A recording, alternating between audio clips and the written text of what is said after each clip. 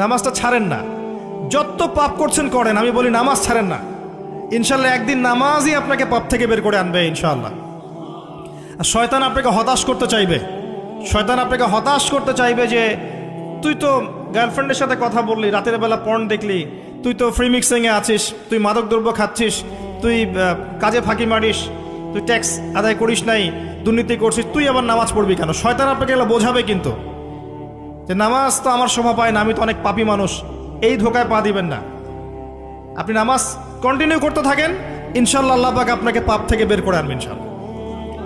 ওই নামাজটা যদি ছেড়ে দেন তাহলে আর কোনো হাতিয়ার বাকি থাকবে না।